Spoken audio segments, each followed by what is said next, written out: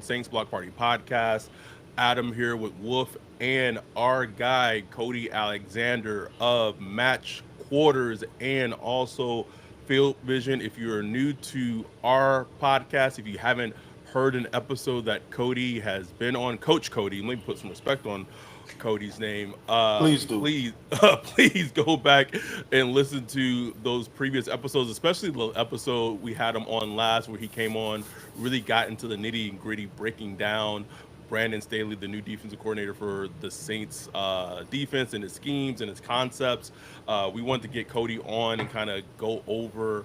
The Saints had a draft class. They had a draft class last week. There's nine new players on the team that they added, and just get Cody's impression, his thoughts of some of the prospects, some of the players of the that the Saints drafted, how they fit into the team, all that. But before we doing that, just want to catch up with Cody, see how you're doing, and just see overall what were your just general thoughts and impressions overall of the NFL draft. It doesn't even have to be Saints related.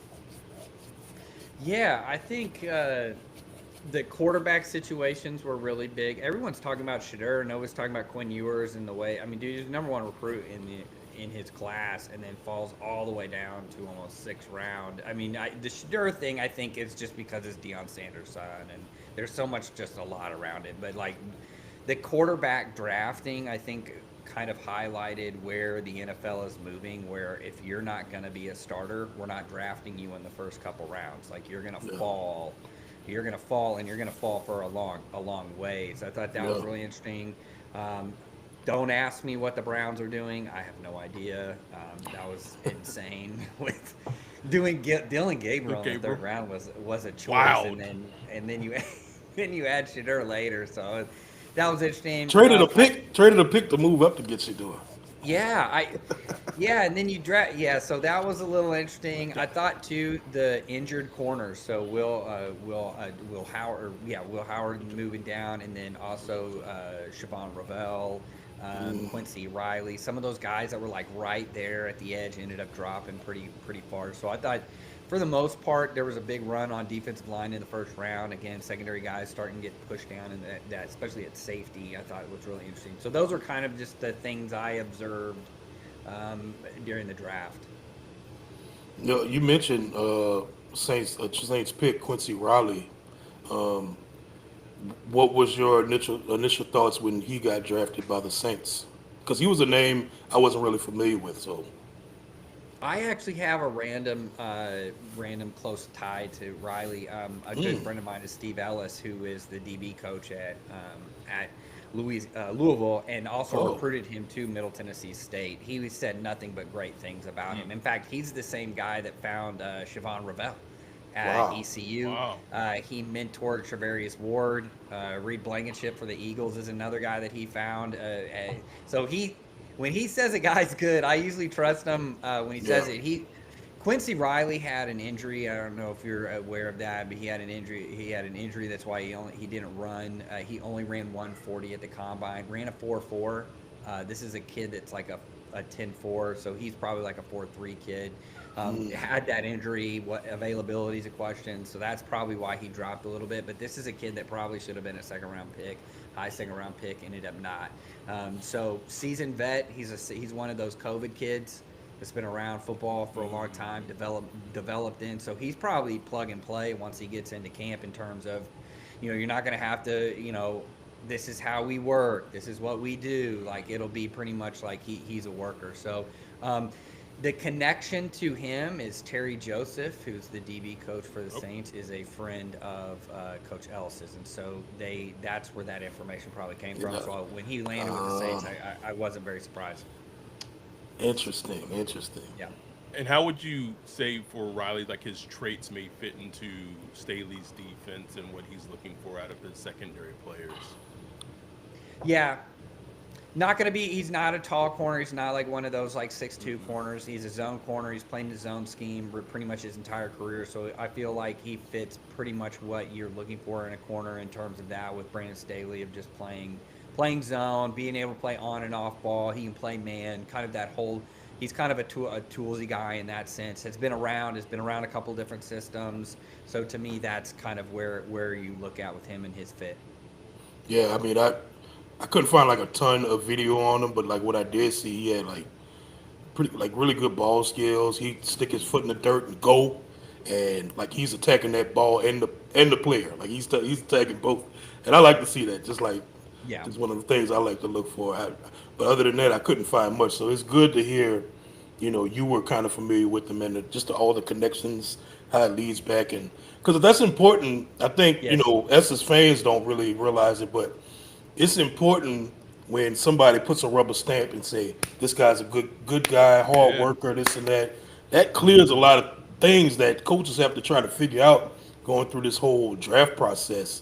And when they could get that because their buddy or their guy they grew up with Yeah. coached them, at some point, oh man, it's like just a checkbox that you can say, okay, Yep. I know this guy's good to go. What Yep. we The work ethic, all that stuff.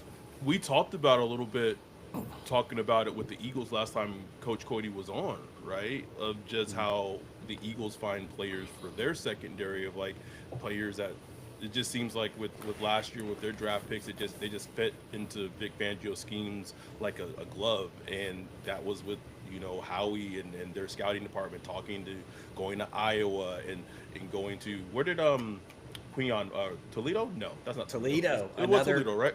zone heavy defense. Yeah.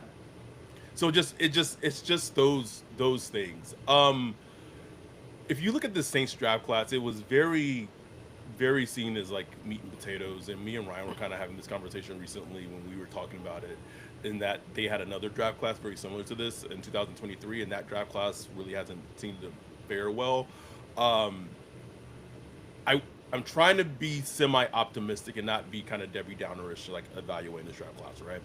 Because when I squint and I look, I can kind of see like the vision of like in theory of what it should look like. You take a quarterback in Tyler Shough at 40, who, if you look at his film, pressure is not his forte, nor is it for any quarterback's forte, but especially not for him. In the first round, they go Kelvin Banks, who were they were there were a lot of players on their board that was offensive line heavy anyway.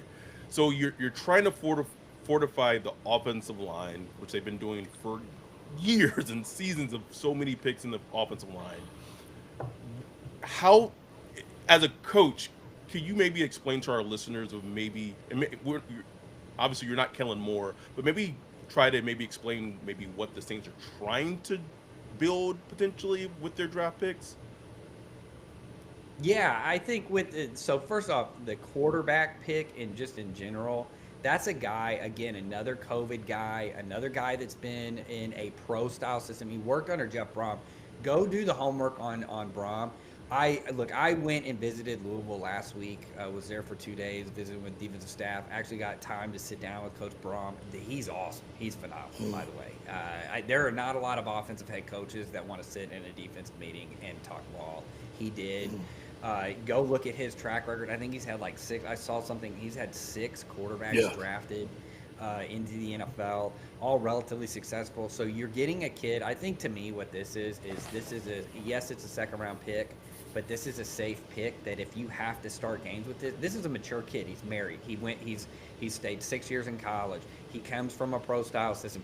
To me, that's not sexy. That's not going to get us a bunch of clicks on this talking about it, right? But what it is going to do is it's going to win you football games if you have to win some football games. And at the end of the day, that's what we're all trying. And then the Banks deal in first round, I had this. I was talking to because the Jets kind of did the same thing. They ended up taking a tackle. Do you need a tackle? Do you not? To me, what that is anytime you can get a premier tackle, you take them. Like, because first round, if you go and look, first round tackles typically hit. Well, they may not be all stars, they might not be all pros, they may not be Hall of Famers, but you're talking about if you take a first round tackle, you will probably have him for 10 years. And what I think that allows them to do is detach Pennings from tackle and let's move him into guard because he's a mauler. That's where he should be playing anyway. So to me, it kind of cleans up that. You now have the quarterback situation kind of figured out. You have, you still have Rattler, you still have Carr if he's going to be there, if he's not, but you have a kid that you feel like, look, he is mature and he's going to be the adult in the room. And if we need to, put him out there, and maybe hold off for next year or whatever we're going to do and figure it out, we can at least win some games with him. Be competitive. Yeah, Compete, baby. compete. Which I is mean, because look, we talked about this before. I mean, to win the NFC South, it's like winning the AFC South. You just have to win 9 games. If you can win 9 games, then you're probably in the playoffs. And so now you got a shot. And anything can happen in the playoffs. So if you can do that, I think that's the goal. I know that's kind of like looking at it silver lining wise, but I think that's where you don't not take a tackle in the first if he falls to you, and then you have a quarterback that you can probably potentially start. He has a high floor, maybe low ceiling, but that floor, maybe you can push that up a little bit. Yeah, you said it perfectly because that's the pretty much the mantra of Mickey Loomis. He feels like, hey, the division's right there for the taking. Let's go get it. We, we could fuss about that a lot on this podcast because we just feel like you should want more. You should Yeah, want you should more want than 12 wins a year, right? No, yeah. I'm You with should you. I'm you with you. should want to be where the Eagles were last year. Right. Like, Where, 100%. where, the, but where, the, where the Chiefs have been the last couple of years. Yes. right, Yes. right. But look, it kind of is what it is, and we analyze it. But the thing about Shough that I've grown to. I've watched a lot. I mean, I've watched a lot of him the last couple of days, just trying to. I got to hit up Cody and get the all 22 because it's just hard to Yeah, find on YouTube it's of it's Shough, hard to man. find. It's really hard to find, man. Like you got to watch like other people's breakdowns of him to find like Hmm. I find everything I could, and just watching him, like trying to get to know him, the person, watching a lot of his interviews and something like that. Seems like a very sharp, mature guy, like you said. Very, I think he'll fit in well, like in New Orleans, is just like a personable guy. I don't think he'll have the problems like Derek Carr did. I think the fans will like him. Um, so it's going to be interesting for him. He has the arm talent. There's no question about that. The arm talent is there. He's big. He's 6'5". That's a trait. Like, say what you Like a want, like a but legit 6'5". right. Like I look, we've come up with Drew Brees. Love Drew Brees. Like he's my goat, but he is an outlier. Like you won't see many. Yes. Like, what I'm saying? But being 6'5", being able to see the field, like that is a true trait that coaches love. And so you can see it. And with that arm talent, it's tantalizing. So I could completely understand why Kellen Moore, and then you get to know the player.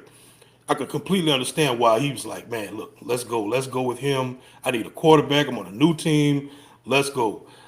It's just that pressure thing though, boy. Like Yeah. that's like a major thing for quarterbacks. And I've been wondering for days is can that be fixed? Because I went and watched what I could find of him at Oregon and at TTU.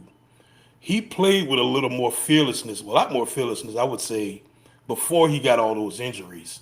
And I don't know if Brown coached him at Louisville to, just get rid of the ball. Look, if you feel like some pressure's coming, throw it away. He had the most throwaways of any quarterback in college football last year. I'm just wondering, like, is that something you could overcome? Have you seen like quarterbacks overcome that, especially from the injury standpoint? Because obviously that sticks in your head over time. Injury is a thing. That if it's an injury thing, then that's mental. That's probably Yep. something that you got to actually work through therapy. I know that sounds crazy, but like that's No, it something doesn't that at all. We yeah. Yeah, so to me, like that, but in terms of the best example of that is probably Jared Goff. I mean, when he went to the Lions, it was like the whole deal was like, go back and watch those Miami tapes. Flores had him seeing ghosts, and then all of a sudden, he becomes one of the better quarterbacks against the blitz. And I think a lot of it has to do with offensive structure. College is a little bit different. It could just have been where in college, a lot of times you don't really want to throw to your running back. And so it's like that check down in the NFL is much different than the check down at the college level. So now having a little bit different offenses, maybe having a different structure within that. Hey, this is more where we're supposed to go. It could just be that. So to me, I think it can be something that you grow out of that comes with confidence. If it's an injury issue, sometimes guys don't come back from that. It's just one of those things where some guys don't come back, some guys do from an injury. how would you just because that to me like the Shuck pick is like the one like kind of just holds everything together this draft class. of how he fits into Kellen Moore's potential system of what potentially we expect Kellen, or what you maybe expect Kellen Moore's system to be now that he has kind of full reign as a head coach of his offensive system. Yeah, I think it'll go back to. I know that people here in Dallas, especially, you could really see that there was a lot of mark of like the Mike McCarthy system. But then even when he went to the Eagles, I really didn't see much of an expansion other than you add in some more four open looks just because that's what the Eagles offense was designed to do. I thought they had a good 12 personnel package. He featured the tight end well. I thought that was good. But you didn't get the running back passes. Look, Saquon Barkley was a traditional running back last year. As crazy as that sounds, he's one of the best route running.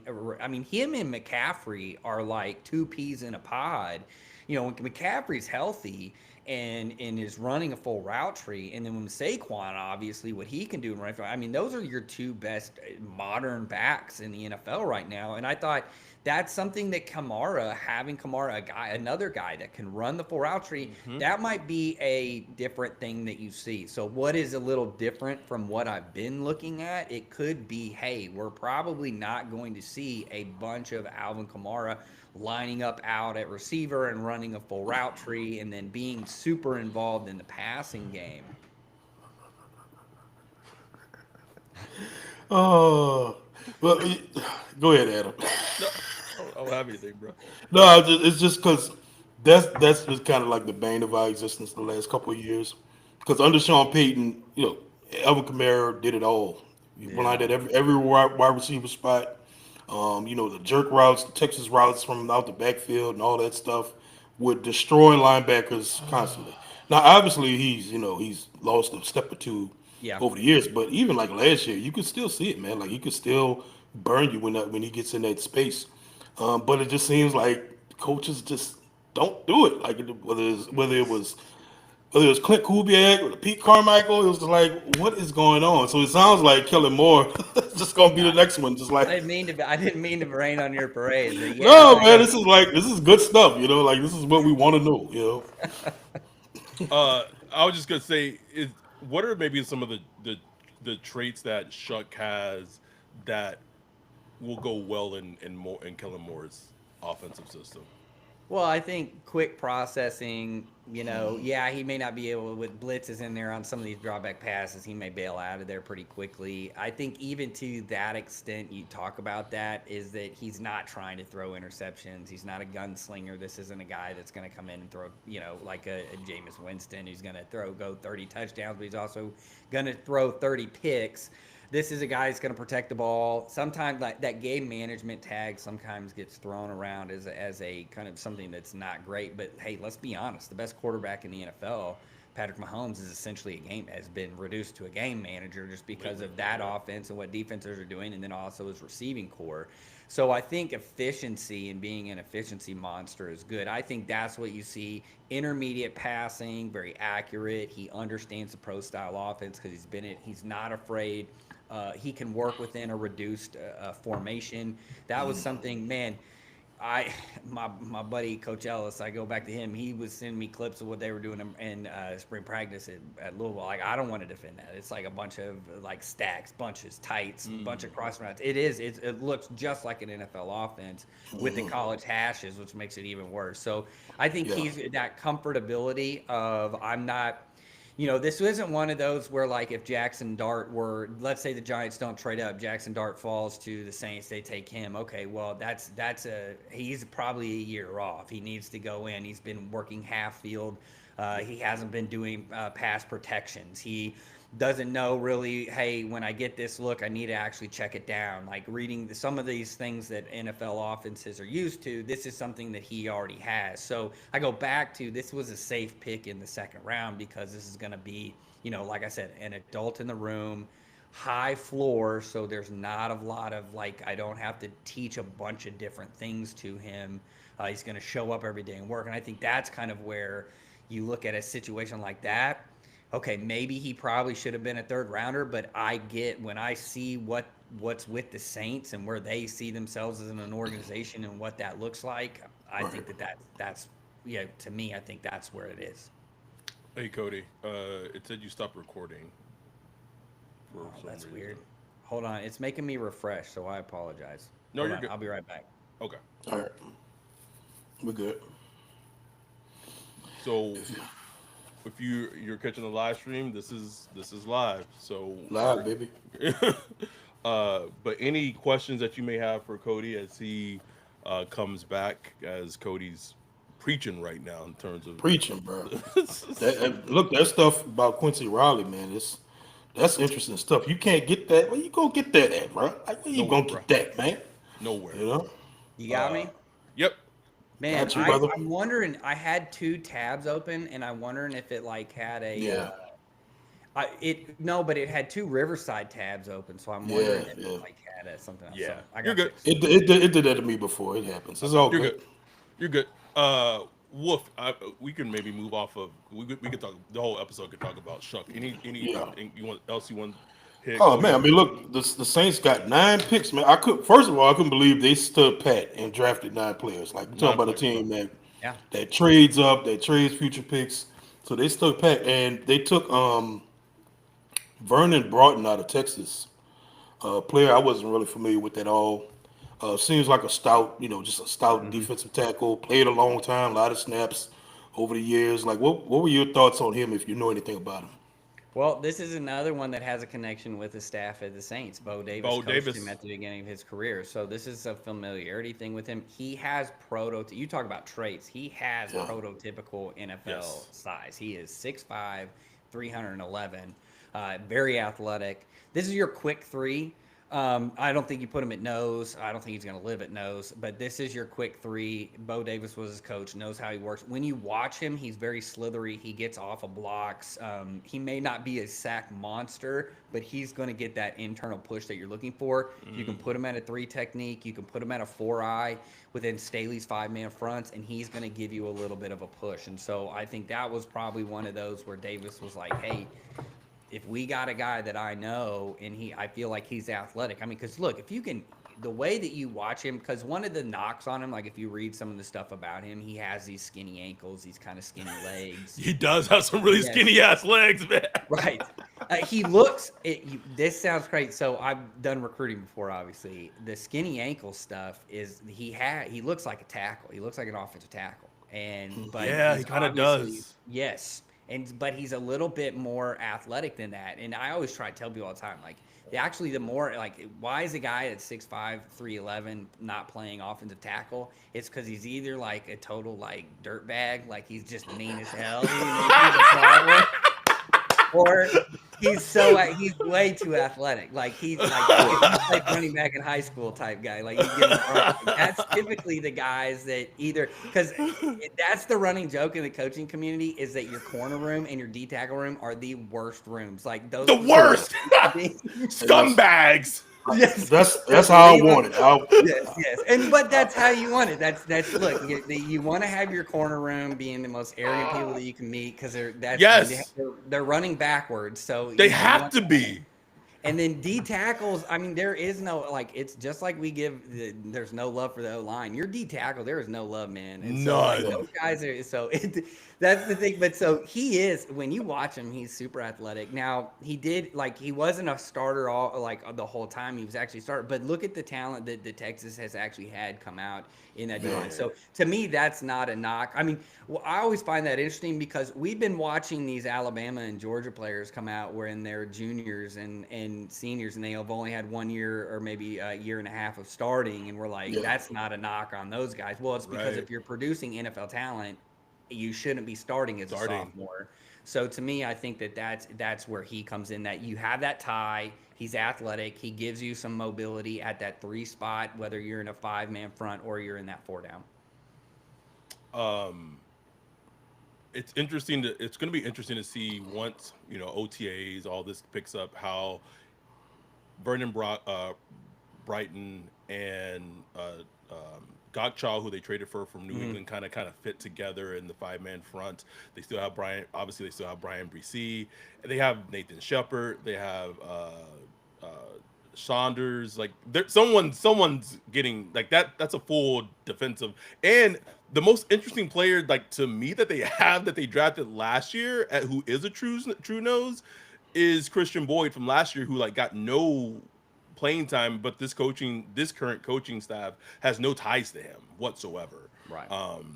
From Northern Illinois. Yeah, right? No, maybe. Yeah, Yeah, big maybe. tackle. Yeah. I think in this system, it might be he might end up being a practice squad player just because you have Gottschalk, who's probably going to be your true nose. You're probably going to Right. carry one nose on your roster, but you always keep away because I mean it could be just as well that he doesn't end up finishing injury whatever. Injury. Look, football's a game of attrition, but I do think Yeah. I think what will help too is like these 5-man fronts. I think will help Brian Brzee.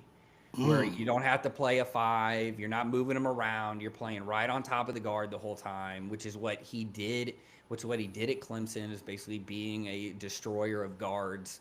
You're not moving around. You don't have to worry about him playing nose. Okay, they changed the strength. Now you're in nose. Okay, now play a different technique, or now I'm taking on double teams. Now he's going to be able to have manufacture one-on-ones, which I think will only help that. I do think they do, like, to me, Young and Granderson are more 4-man front guys, but Staley had those guys, in LA that were Right. basically 4-down guys. So I mean, to me, I think that it's a good fit.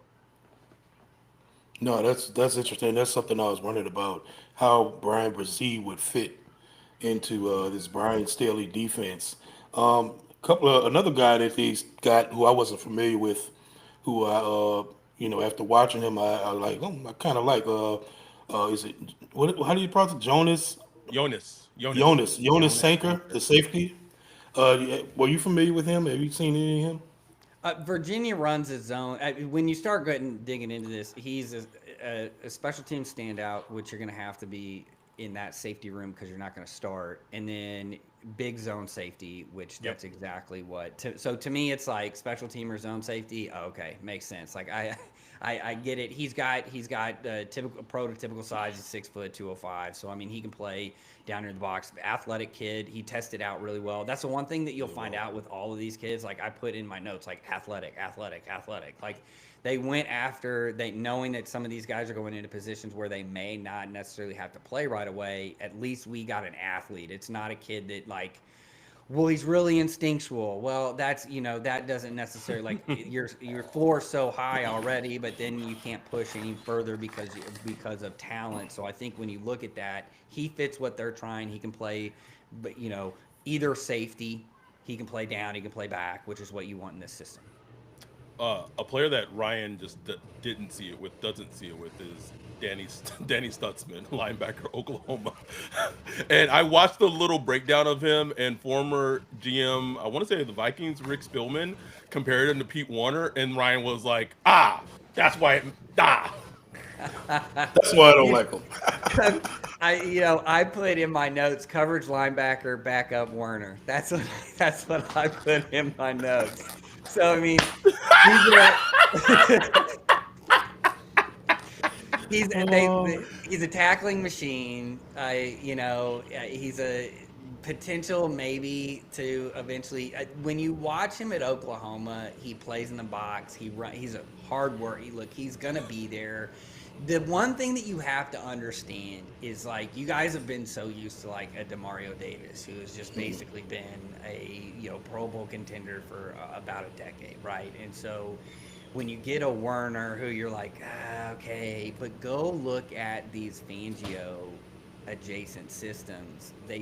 Now, Zach Bond is a different case, but that they had. Not to throw salt on the wound. Zach Bond is a different case that they had on the roster for 4 years. But the linebacker position is more of a just, hey, can you hold this spot down? If you can hold this spot down and you're athletic enough to play at the NFL level and like you can make tackles when you're required to do so, then okay, we're fine. I mean, because you look at even the Rams, they moved off Ernest Jones, everybody's like, what?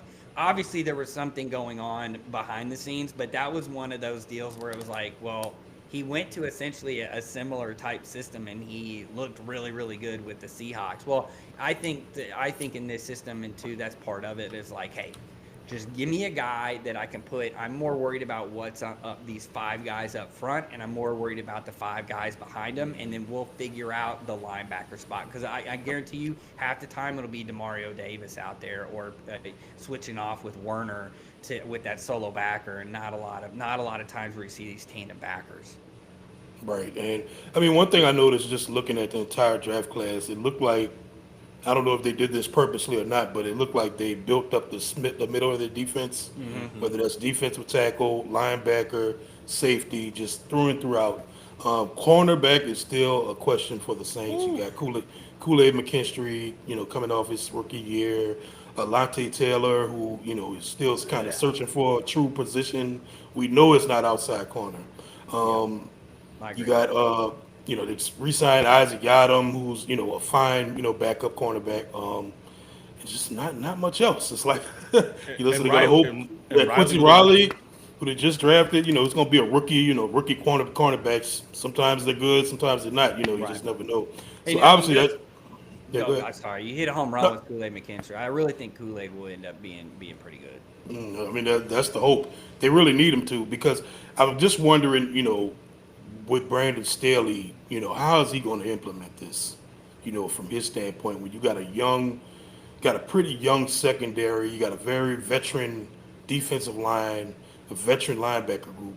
How are you going to, build this thing? That's what I'm so fascinated to see. It'd be nice if not saying that I would expect it, but to see what the Chargers did last season with, with Jesse Minter, and they hit on their fifth round cornerbacks and how well they played. They had Henley in the building for a couple of years already, and then he kind of busted out last year. That would be the hope, right? Not saying that that's going to happen for the Saints, but that's the hope. I do think the nickel position with Alante Taylor is a little bit of a, let's press pause. They didn't really address it. I think they're probably going to live with it. I mean, he showed flat. I mean, he had that one game where he had the 4 sacks or whatever. I mean, he can play. I do think if you look at what's the biggest difference, if you're asking, what's the biggest difference between Staley and Fangio, obviously coming behind Fangio and kind of playing that. He does not mind playing more match coverage, more man coverage. So I think in year one, you probably lean into the fact that that's what the Saints have been doing. That's who's on the roster. Yedem can play man. We know that. He's not bad. I mean, he's not the best at it, but he's also not terrible, right? It's not like he's getting ran by. I think don't be surprised if Quincy Riley pushes that for that spot. Because I do feel like you got probably a second-round corner, like a Kool-Aid McKinstry in the 4th round, just due to some of the things around him and just kind of where the corner position got pushed down. It was a weird year for corners. They all essentially all got pushed down. So I think, to me, that's where you want it. And you go back to building through the middle. I think that's a new trend in the NFL. I think NFL teams are starting to figure out interior defensive line probably need to pay them. Those are your aliens. It's kind of like receiver. Edges are like the receivers of defense. You can probably go find a 4th round edge that will give you 10 sacks, right? You can probably manufacture that. It's really hard. Go talk to the Panthers what it was like without having Derek Brown last year. Ooh. Historically bad run defense. And they lose Josie Jewell about halfway through the season, and it was just okay, we literally can't stop the run, so it doesn't matter at all. They were having to do things actually quit playing from their too high shell, actually put guys down there. They had to live in a 5-man front, because otherwise how do you survive? So I think, to your point, that's where that's a good thing. I don't think that that's necessarily a bad thing. I think that that's the way that you get it. Corners and edges you typically want to collect, right? You just, hey, we're going to draft an edge every year. We're going to draft a corner. Sometimes we draft a few of them if they fall into place where we need them, just positional value-wise. So that, to me, is you just swing at those positions. But when you get a dude, like I said, with the tackle, or an offensive guard or a center, and you can draft him in the late 1st or early 2nd, especially interior offensive line, you take him. D-tackle, you take him. Just because those guys are aliens. Those guys don't exist in the normal world at the same rate as some of these other positions.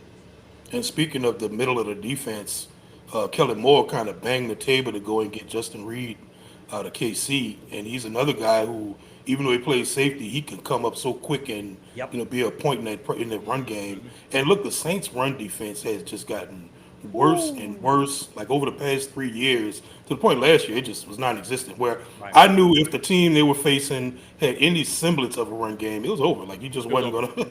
It was over. Like it didn't even have to be like a scary running back. It was just like, oh, they about to just run through the Saints. So I think they really made a key to at least let's build this run, because if you can stop the run, you at least have a chance. If you Chance. can't stop the run, you're done. Like you're Over. just Yeah. not. Over. Nope. Pass to score, you run to win, and I think like that is just kind of that there are certain things in football that just don't change. It doesn't matter what era you're in, it just doesn't Yep. change. And so I think like we're even in the quarterback driven era that we have now, the post spread era that we are in now, we had kind of a recommitment to the run game. It's now changing the way that everybody is. So, we're talking about even just nickel play, like Alontae Taylor, like you can't play a third corner anymore and They not can't expect tackle. to get ran on in your nickel package. Look Yeah. at the No. best nickels, the guys that just got paid, right? Jalen Petrie, Kyler Gordon. I don't really count the Jordan Lewis with the Jaguar. I don't know why they gave him that much money for a third corner, but that like he doesn't fit the run. That's a problem. And they will find that out quickly, like that's a problem. But you get a guy like Petrie, you get a guy like Kyler Gordon, you get a guy that can fit that box. Kenny Moore, not enough people talk about with the Indianapolis. Kenny Yep. Moore being able to play. Look, Yeah. Kenny Moore is no bigger than me. I'm like 5'10", 178 pounds. He's about the same size I am. That dude will come down and strike you. So to me, I think like if you can survive in the box as a nickel, that will be the thing to me.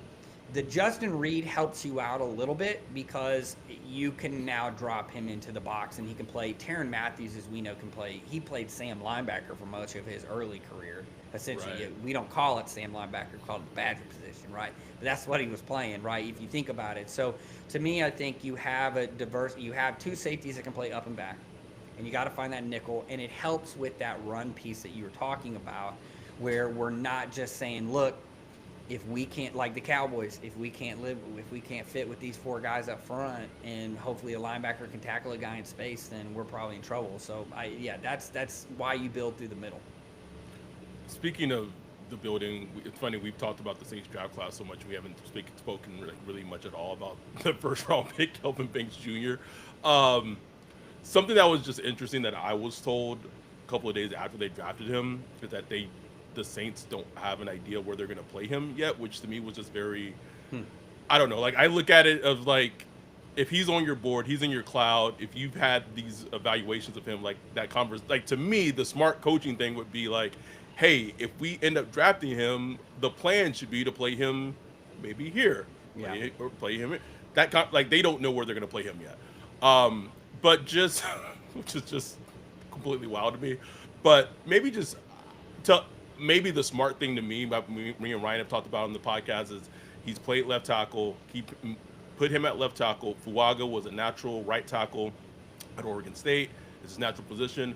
Move him to right tackle. You think you solve your pinning problem at right tackle, potentially have a three-way competition with pinning, Salaverde and Rodutz for the free agent that they signed from the Titans. Whoever wins that left guard position, there you go. Start your best five. But who are the Saints getting in Kelvin Banks Jr.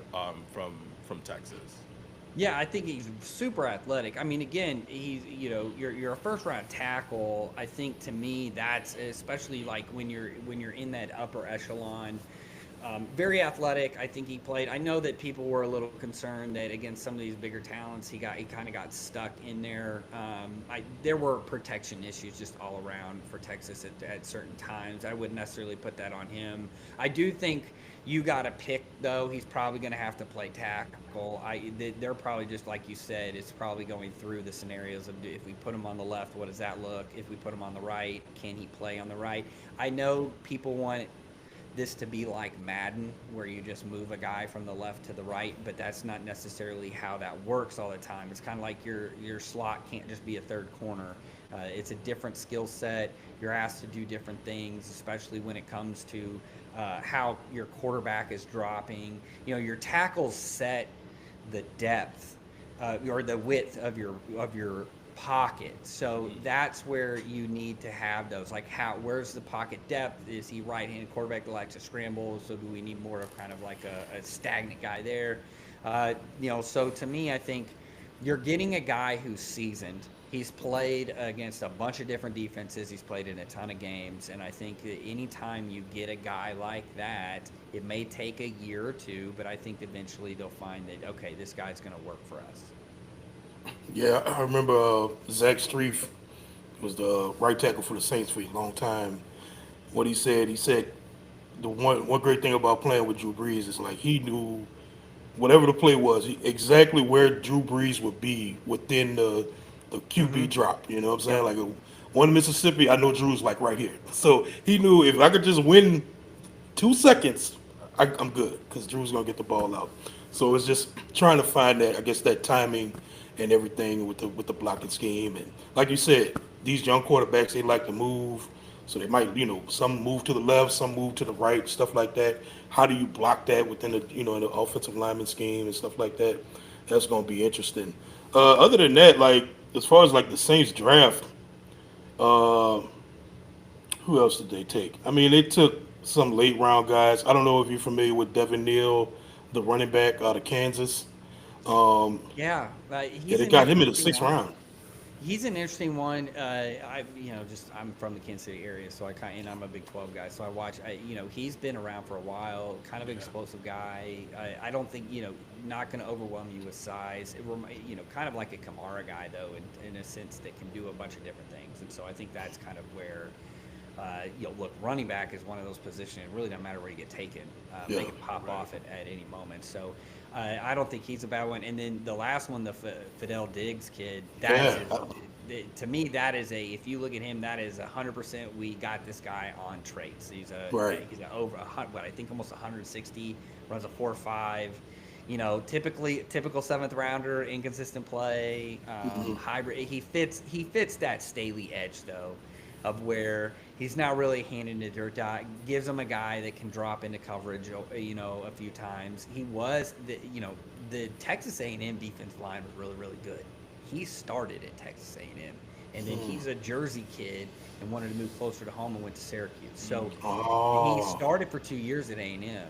In that whole A&M class that we just saw that has some, two of them. Yes, Nick Skirton and Shamar Stewart. Smart Stewart, yep. And so he started, and so he really only played 1 year at Syracuse. And so I think to me that's something to think of, just in that sense of like, hey, this is a kid that has just traits. Yeah. Could end up Second being round. really good. Could end up just can't get it. He's just a pure pass rusher, or he can only do one thing, and you know how that is in the NFL now. If you can only do one thing, you're not going to be there very long. No, I remember the Saints took like Al Qadim Muhammad back in 2017, like 6th, 7th round, something like that. And look, he's still playing. He's still in the league. Bro. Still a like, good rotational starter. It's a good rotational player. Like if you could find that in the 7th round, like that's a win. Take that any day. 100%. The last one I had two more. The one thing that does like annoy me about this draft class the most is, I guess, and maybe I understand it maybe on a deeper level, but like taking a quarterback at 40 and then like besides the weapon in the 6th round, like a running back, is like not giving him like any other like weapons at all. Nothing, bro. Nothing. Because like I'm seeing like how the entire other league with Green Bay adding Matthew Golden to the weapons that they have. You have Ben Johnson with the Bears. They go Colston Loveland, and then round 2 they add Luther Burton. The Browns, adding. It's just like almost every other team in the league. It's like that had young quarterbacks, regardless of where they are, of how in their hierarchy or where they are as quarterbacks. It's like we're not gonna let our quarterback fail. Even the Panthers, they went out and got Ross Young, Tetairoa McMillan at 8, which was like a surprise to some. It just feels like the Saints, like they got their quarterback, and it's like, we good. All right, Tyler, like you got to make it enough. Make it work with your former college teammate Juwan Johnson. Make it work with Chris Olave. Make it work with Rashid Shaheed and AK. That's all you got, buddy. Like it just seems like it's so contradictory to like everything else that every other team in the league did. In a very deep running back and tight end Yeah. draft. Yeah, it was interesting to me that like you really go down and you start looking at it, and they didn't add anything in. I mean, the receiving core. I mean, do we really think Brandon Cooks is going to be, the full time? You know what I mean? Like, Yes, he's yes, Cody. We know what yeah, you I mean. know, but I'm just. So it's like I do get it. Like, not to even go. I understand. Like, okay, quarterback.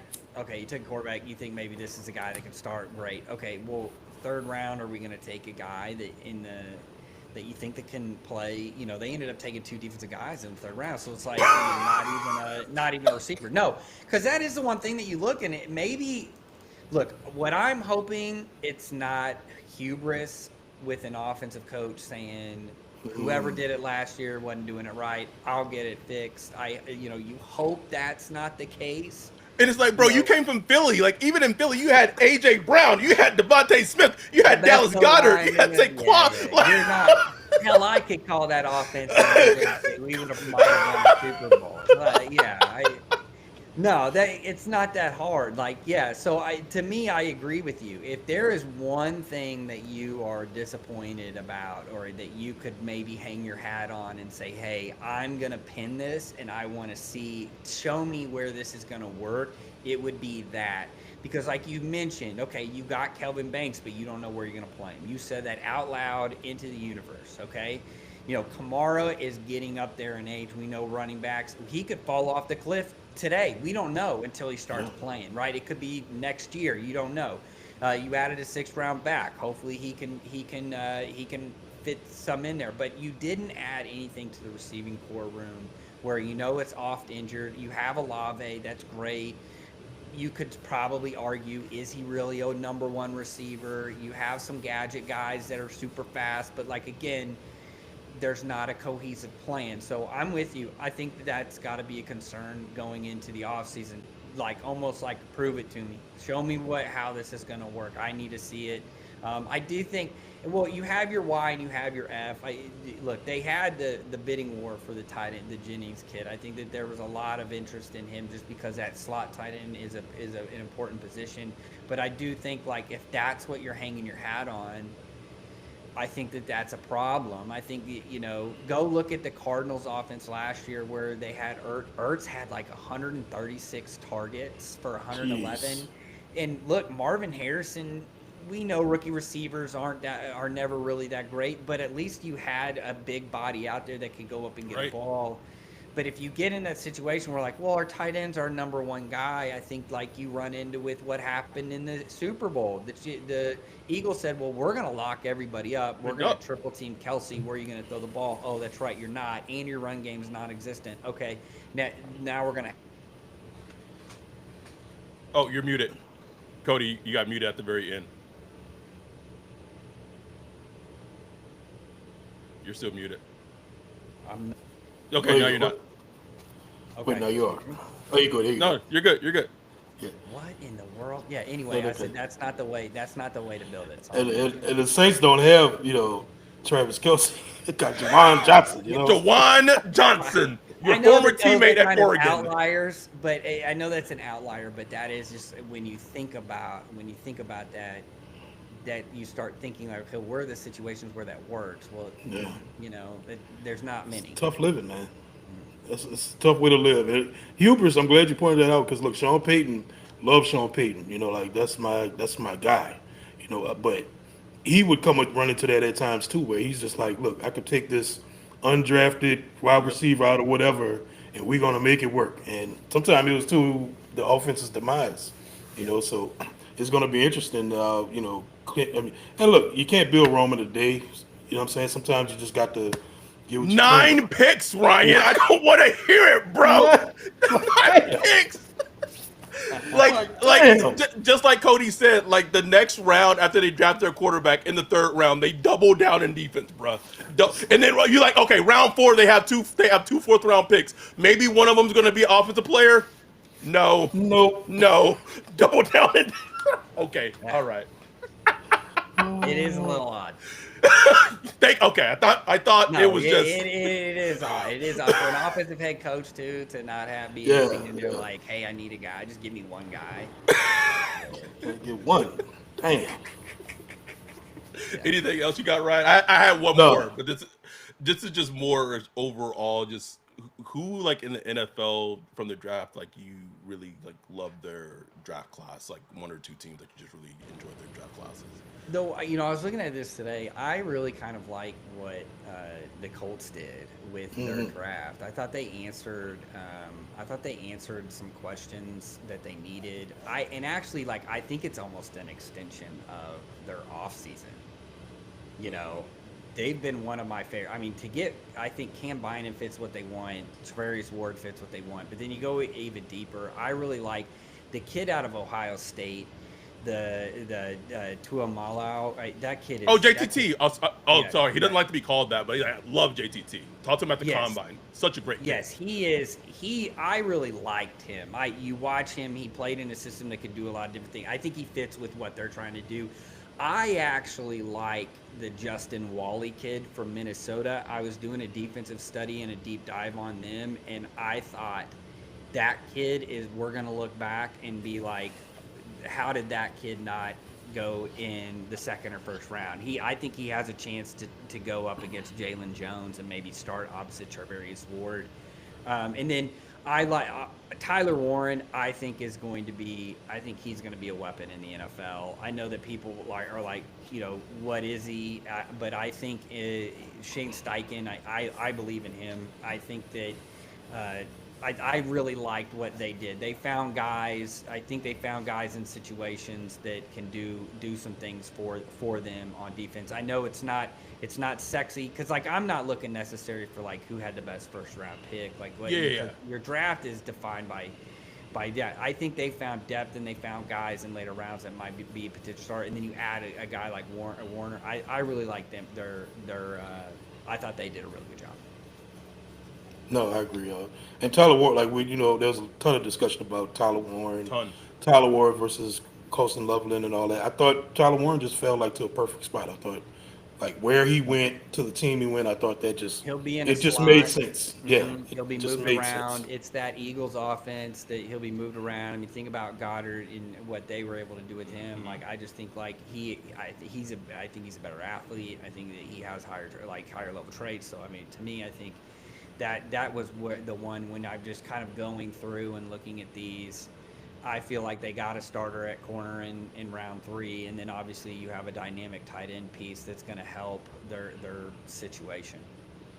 What are your thoughts of one of your favorite players, Starks, going to the Ravens of all places? It's like if he would have gone to the Eagles, I would have said the same thing. Oh, okay, well, the rich just got rid of him. I mean, it's kind of the same. The Ravens, or had he gone to Seattle, even the Chargers with Minter, any of those Ravens guys, I would have been like that. And he goes there. I think he'll end up playing for them. Hey, look, that was a situation of, hey, you're going to come in. You don't have to be a day one starter for us, but every time we need Hamilton to move near the box, you're going to be the deep safety, and now we've got that figured out. And to me, I was like, that was easy button for them that he fell to them. Every year. They do it every year. Every year. Every year. Them and the Eagles, like they just luck up on these guys. I mean, that's why too. The Eagles had a great draft, but I don't want to talk about him because it's there's something he's doing something. I'm sorry, bro. He's John Campbell. Okay, all right, quick, whatever, man. Just he had too much fun with Bond. Not to bring that up again. He went and got Campbell. Sorry, I had to say before we got off. Cool, that's fine. I'm just with those guys. I'm thinking of that Fangio defense. Bond, Campbell, their secondary. You got Nolan Smith. You got Jalen good luck. Jackson Hunt, just oh man. And they let guys walk, and they're just going to be right back in there, and it's going to be just as fine. Because Quentin Mitchell's only going to get better. DeJean with a full off season is going to get better. So it's I don't want to. It's like me being a Broncos fan with the Chiefs. It's like you can't just win. It's like, can we just have one win? No, we can't. Okay. They have the worst offense ever, and it's like receiving court ever, and it's like they still went to the Super Bowl. And it's like, what the Look, man, Broncos got R.J. Harvey, so I don't want to hear nothing, man. Yeah, that was my guy. And Jade, Jade Barron, I thought. A dog. I said, I was talking on a Broncos podcast probably about a month before the draft, and I said, don't be surprised if they target some nickel. And sure enough, they went Jahdae Barron. So I looked like a genius, but I was like, Jaquan McMillan's good, but he's like a one-trick, like he's a man guy, right? But if you want to do some different things, and what you can do with Barron is like you can move him anywhere. Anywhere. He reminds me of, man, I don't want to say because I feel like CD Deuce in like his first 2 to 3 seasons was just, he reminds me so much of like CD Deuce, but like a bigger version of CD Deuce, and just playing that like that nickel position, that Brian Branch, just put him wherever you want on the field, and just maybe one day be able to talk about players like that in the Saints light again. No, we're talking about Kelvin Banks and Danny Stutzman. Here we go. All right. I'm sorry, man. I'm trying to have fun. I'm just trying to. Oh no, bro! Oh no, bro! It's just not a shot at you. I love talking ball. I just got to come back to reality. I will say this, and me and Ryan talked about this as we let you go, and I'll get your thoughts on this. I'm excited for the Tyler Shough, Spencer Rattler quarterback competition. Like that is something that like legitimately excites me, because if you just frame it right, it's in theory it should be kind of even in some degrees, because both of them are learning a brand new offense, so that should put them at even. But as Ryan and I have said, Spencer Rattler has gone against NFL defenses. He's going against NFL speed. That's just, you can't account for that. Like I'm just sorry, you just cannot account for that no matter what. How would you just potentially see that quarterback? And I'm assuming Derek Carr is not going to be on this team. I need one thing in this offseason to go my way. I need one thing. So how would you potentially see the quarterback competition potentially playing out? Because listen, there's one thing I'm excited for, is seeing this quarterback competition playing out in training camp and in the preseason. Yeah, I think you're spot on. I think Rattler comes in day one as a starter just because he's a professional. He's been there. He's seen it. He's done it. I think the only thing the only thing that you can maybe think about is just that's a second-round quarterback that was handpicked by the head coach. And so if that ends up being the trump card, or they're even, that's who's going to get the nod. Yeah, which makes no sense. question. Which makes sense. And plus, it's kind of easier. Like even if Spencer Rattler got the start for the season, it's easier to go from him to Shough than go to Shough and say Shough has 2 disaster games. Then you got to go to Rattler. Then it's a big controversy. People don't think about that, but that is like you don't. But if you're thinking about it in terms of like, I'm trying to save this kid's confidence. I want to make sure this kid is our quarterback by week 18.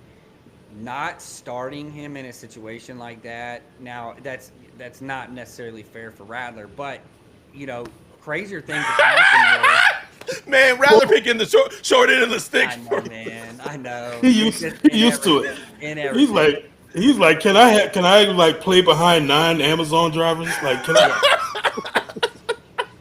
So it's like, but that's a good point of like, it is a much easier if that's the transition piece. Yes. I bet but here's what I think. I think Rattler probably gets a lot of the preseason starts, and then you just see it. If by the end of the preseason, Shough's getting a lot, or like you're hearing a lot of things of like, well, he's actually getting more 1 reps. It will be really interesting when they do the dual camps, when they play with another team on site, who's getting the first team reps with that. Because a lot of times these preseason games, that's glorified practice. And it doesn't. It has no bearing on what they're doing. It's if we're in camp with another team and we're practicing them with them for a whole week, that's where the real action is. It's not actually what goes on that Friday, Saturday game. Those joint practices are going to be so important. And we'll see if the Saints open any of them up, man. Like last year, none of the practices were open. And that's why they don't want those joint practices, because that's when the real dirty work gets going. I mean, to me, that's why NFL guys are so weird. I mean, like you go to a practice and it's like, bust your phone out, I'm kicking you. You're just like, what am I, like, what are you? Everybody gets your film. Right. Literally anybody can get your film. It's on NFL. It's on NFL Pro. Oh my goodness. Cody, this was amazing. It did make me feel a Amazing, little. man. It did make me feel a little better about the Saints draft class. It did, which No, I think they're building on defense. I think that's just to kind of put a bow on it. That's kind of the thought process now is either you have a young quarterback and you just try and load him up with talent to make it easier for him and, hey, we just aren't going to play defense. Or you go ahead and build up that defense while you've got a young quarterback and then, hey, let's get the defense right and then next year we'll get the offense right and then now we'll kind of be in that spot. Okay, one more. If they're picking top 5, top 3, give me some quarterback names you like for next year. Oh my goodness! Don't put me on. Sorry. Don't worry, we'll bring it back if they're picking top 3, top 5 for. I got you. We'll talk about Drew Aller Yes, and Arch next. There you go. Anyway, Cody, this was great. This was fantastic. Phil Vision Pro. Match Quarters. Make sure you give Cody some love. He's great. Amazing guest as always. We appreciate you, man. Thank you for your time. Thanks for everyone for tuning in, watching. With that, we are out. Peace.